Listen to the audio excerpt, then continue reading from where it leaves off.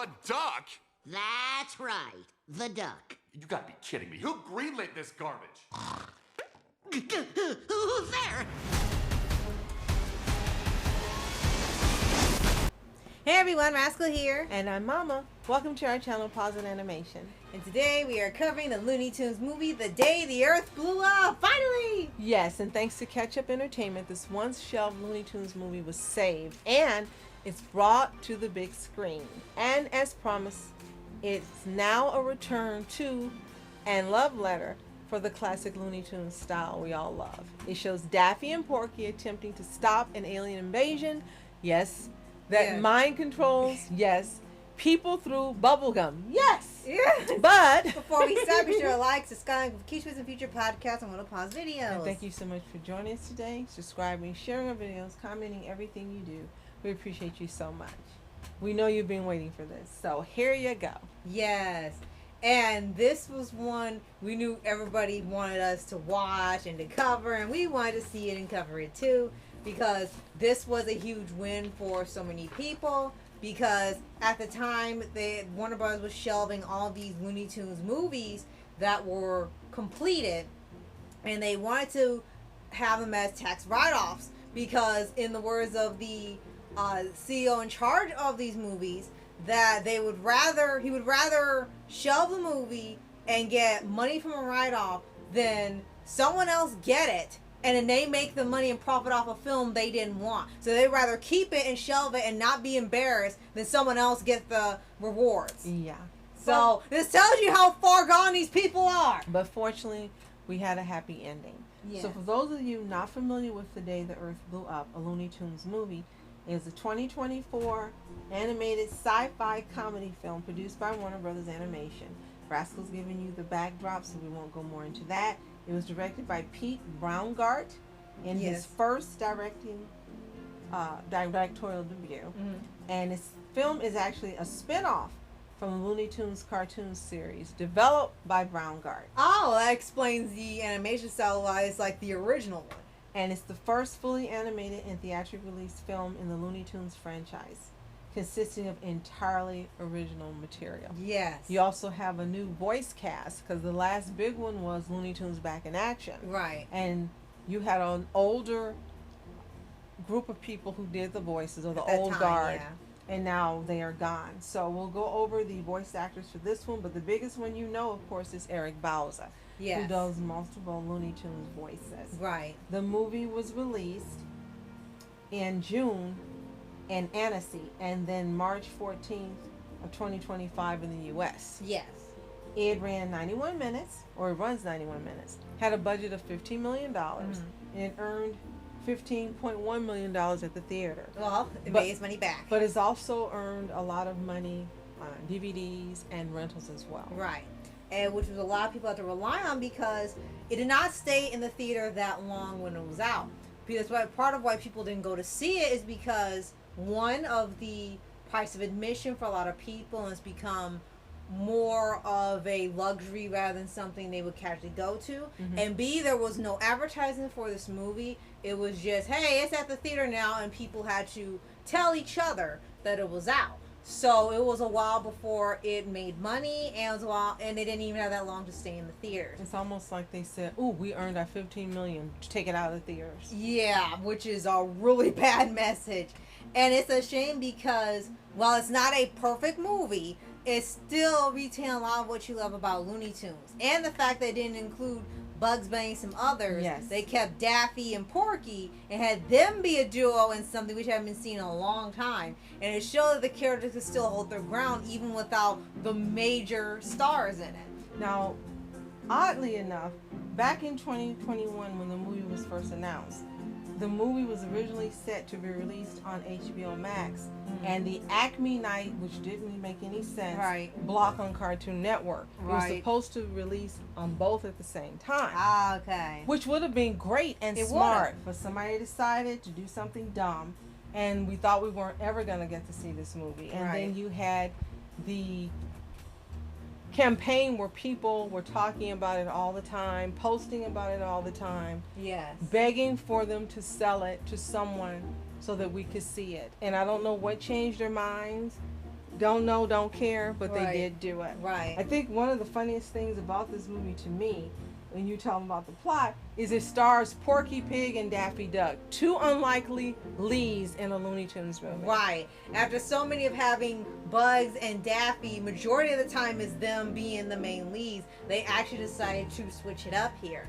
And another thing is that their cast is also very unique. They didn't have an onslaught of cameos by other Looney Tune characters in here. It was these two plus Petunia Pig, who got a redesign in this, and that's it. They didn't really go through all of the cavalcade of stars, both for the appearance of the characters, and there were no celebrity voices in terms of movie stars in this movie. It was completely all VAs.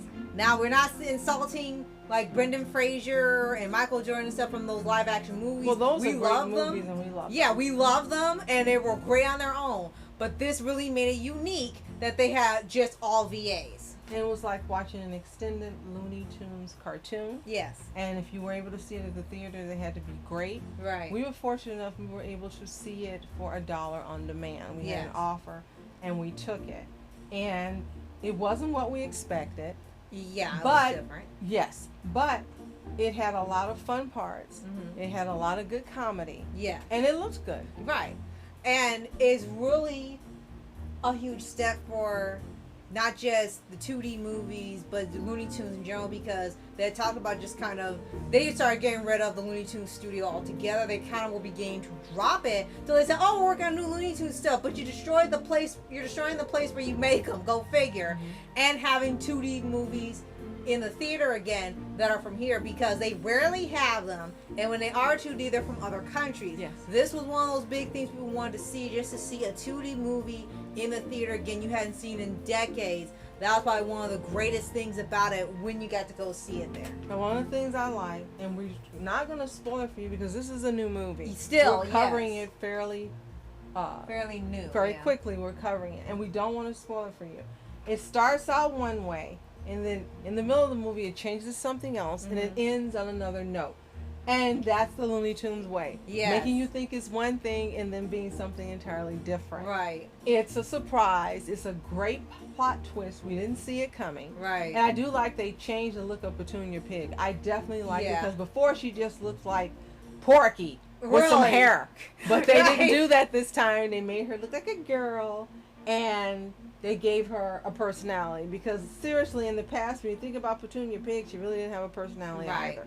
So they made her a real character, and that was good. Exactly. And you have Porky and Daffy. Daffy being friends in Yes. here. And they're fighting friends always at each other's head. Not in the same way as Bugs and Daffy. Yeah, they true. made it a whole different type of relationship. Yeah. And that is probably one of the biggest changes in here, is that Daffy most of the time is a jerk and very egocentric in all the stuff he does. Here they decided he's way more friendly. He's when he screws stuff up, it's not to sabotage. He does it because he's a screw up. He's a screw up. He's a klutz. But he always means well, and Porky, it just irritates the heck out of him when he gets involved, and he shouldn't. But it was a really big change to see Daffy be way more nice towards somebody rather than try to be a jerk or hog the spotlight. Plus, he genuinely cared about Porky because they were pretty much raised like brothers in the way this movie had it. Brother. And and the whole time you see that the strongest part of the movie and the character dynamic is the two of them. Yes. So that was something we didn't expect and was a nice change. And probably a really good decision to have that change, making it stand out from all the other Looney Tunes projects. Yes. So let's quickly go over the voice cast. Right. Eric Bauza is Daffy Duck and Porky Pig, so he talked to himself the entire movie. Yes. Candy Milo as Petunia Pig and an old lady. Peter McNichol as the invader. Fred Tatasciore as Farmer Jim and the scientist. Lorraine Newman as Mrs. Grech. Wayne Knight as the mayor. Yeah, that was the biggest one there. Ruth Clampett as waitress Maud. Andrew Kishino as the floor manager. Kimberly Brooks, which we couldn't believe, Right. as a spaceship computer and a coffee shop customer. Keith Ferguson as Chewy. Carlos Alazarki as the news anchor and Gary. Rachel Butera as Town Kid. Peter Braungart as Ruford, Joe, and Bully. Yes. And Nick Stamaltas as the theater audience guy and a flavor scientist. Right. So this is a movie that if you are a lover of Looney Tunes and it's one of your favorites of all time, regardless of your age, I think you're going to like it. Looney Tunes is older than all of us here. At this point, listening. Yeah. Looney Tunes has been around much longer than any of us. So I can say safely that regardless of the age you are, you love Looney Tunes. Even if it's the classic or the 50s or the 70s or the 90s or 2000s or the movies, live action, as we said, right, Back in Action and Space Jam, you're gonna want to see this movie. Absolutely. Because we haven't been getting Looney Tunes for quite some time. Right. It's difficult to buy the DVDs because they're astronomically expensive. Right, and they no longer on Max. Not just, yes, that's true. And what was the app they used to be on? Boomerang. Thank you. Yes. I haven't talked about it in a long time. But yes, you can't just go and watch Looney Tunes when you want. So this will be a treat for you. So if you were fortunate to see The Day the Earth Blew Up, a Looney Tunes movie at the theaters, or you watched it on demand as we did, or you've even bought the DVD by now, let us know in the comments. Do you love it? Do you hate it? Do you think it was a plus for the Looney Tunes franchise? Are you really happy that it was sold to Ketchup Entertainment? You got to see it. Yeah. Are you looking forward to more projects possibly Ketchup Entertainment will be getting, including Coyote versus Acme? Yes. Let us know in the comments. If you haven't seen it, you can go on Max to see it. On demand is still available, hopefully at a better price than it was before. I think it was like $14.99. Right. So hopefully it's one of those $3.99 movies by now, or buy it on DVD if you want to own all things Looney Tunes. Come back and tell us what you think. And if you haven't already, subscribe for updates of reviews for your anime series, anime shows, and all things animation and Looney Tunes. Yes, thank you so much for joining us today and subscribing to our channels. Everything you do, including sharing, commenting, as always, we appreciate it. And you are special. Thanks so much for watching, Rascal Entertainment. And a Mom Entertainment. Have a toontastic day. Peace.